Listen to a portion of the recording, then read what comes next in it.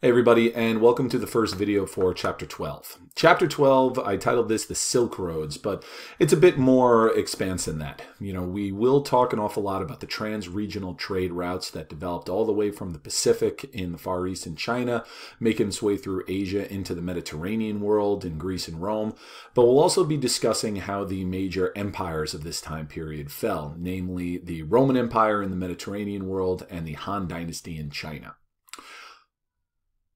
Also, for this first video, there's not going to be very much text. There's going to be, a lot of me talking and using mostly maps as visual aids. And I will be doing some kind of circling and pointing out specific things on the maps, but it's important that you try and get as much notes and information from, my verbal cues and anything that I bring to your attention from the maps, because as I said, there's really going to be very, very little text for this first video. All right, so let's jump into it, talking about Hellenistic trade. Now remember, Hellenism refers to the period and the kind of blended culture that resulted from Alexander the Great's empire. Now, both Alexander's empire and his successor empires, when it was broken up amongst his generals, they facilitated trade. They had strong governments and it brought stability, and that all brings trade. You had two major spheres that you're looking at here. You've got the green here, that's your Ptolemaic economic sphere, and that's centered around here in Egypt.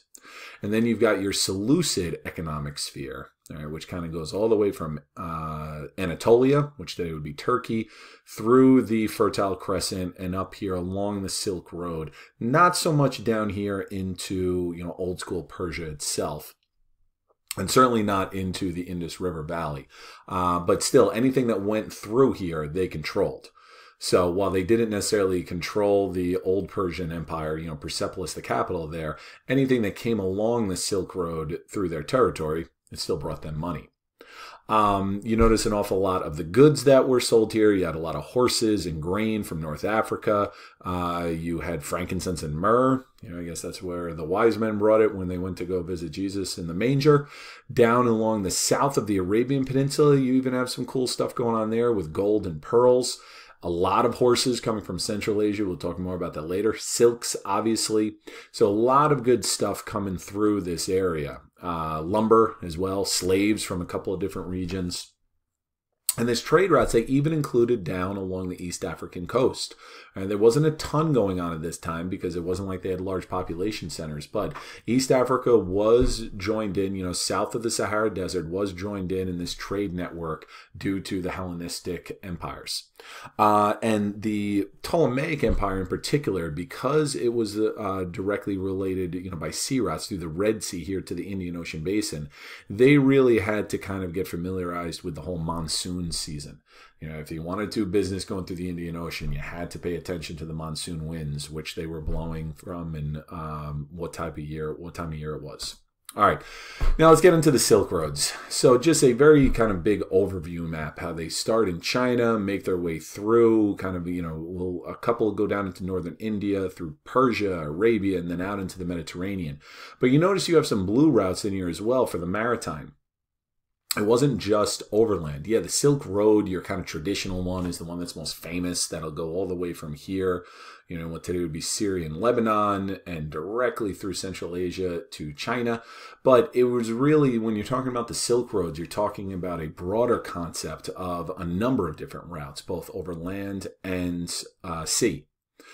And first one we're going to look at is just kind of focusing in on Asia itself, how it starts here in the old capital city of Chang'an, or Xi'an, as it was sometimes pronounced, and how it made its way through here just south of the Gobi Desert, had to split here at the Taklamakan Desert. Hope I pronounced that right. Because so much of this area in particular through Central Asia was so rough, it was very inhospitable, it really required the travelers to, one, travel in packs. They traveled in caravans, and also to rely on oasis towns. These oasis towns that would dot along the way, they became life and death for the people. And you can see a number of them here as you go through the Taklamakan Desert: Merv, Bactra, Samarkand, Kashgar, and so forth, Turpan.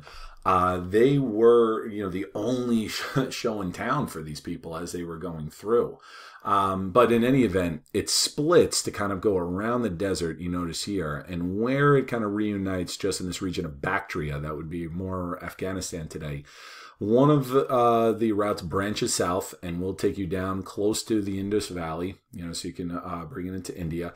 And then the more established route will continue on through Persia, make its way past the Caspian Sea, and then would eventually, after going through the Fertile Crescent, kind of, end the major routes here in the Antioch and Tyre. Those are in current-day Syria. And during the height of the Roman Empire, Rome controlled both of those cities. Okay, so these were Greco-Roman cities. Palmyra, even though it's not on this map, that was another one as well. Now, the sea routes, if you were going from Guangzhou in China, you go through the South China Sea, make your way here through Indonesia, places like Sumatra and the Malay Peninsula, and now up through here, the Indian Ocean basin, the Bay of Bengal, and so forth. This made India a very, very important region for the kind of the connecting sea routes between the Mediterranean and the South China Sea. We actually talked about that in some previous ones. All right, now the trade goods that you had here. Obviously, silk was a big one coming from China. There's a reason why it was called the Silk Road, so Chinese silk. The spices coming from Southeast Asia, you don't have too many of them here on this map. They'd be more down in this region over here. You had things like nutmeg, you had pepper. Pepper was also from India. Chilies and oil, all these things that'll make you break out and sweat. Those you'd find from India as well. Indian ivory was a big one that you'd get from the Indian elephants. They'd make carvings out of that. In Central Asia, horses was a big one. Not so much lapdogs. I'm not sure why they included that in there. But Central Asian horses, they were big commodities. The Europeans and the people in the Middle East, they wanted these horses that were being bred by these nomadic people. They lived and died by their horses.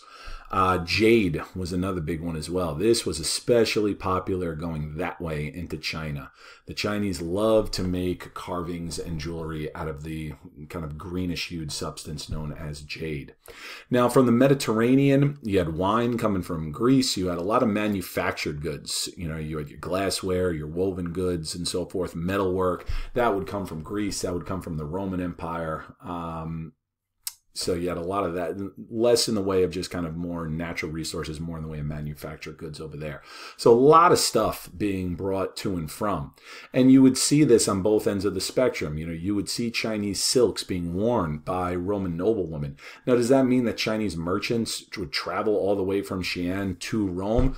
Generally speaking, no. That almost never happened. Very little travel happened the full extent of the road. It just wasn't realistic.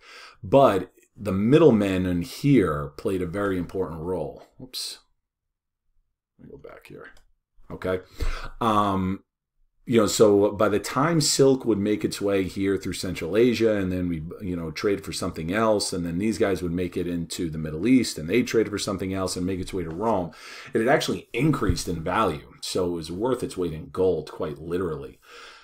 The whole big sum of all this is that long-distance trade had very significant impacts on multiple regions. I just talked about how Chinese silk would be worn by Roman women. Pepper from India would be used by Roman families and so forth. The horses would be used throughout all these parts of the world, in China, in the Middle East, and even into the Mediterranean and so forth. And it had an impact in terms of cultural diffusion, and it also had a tremendous impact in terms of the economies, bringing money into regions, building up towns and cities along the trade routes, and some of them turning into very cosmopolitan regions as well.